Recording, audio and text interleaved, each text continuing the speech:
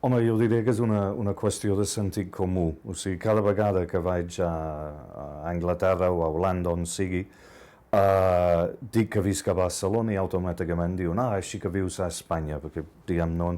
Per tant, o sigui, l'única manera, la cosa que solucionaria això de seguida, només aquest petit problema d'identificar d'on vens i d'on et sents resident, seria que el país fos independent.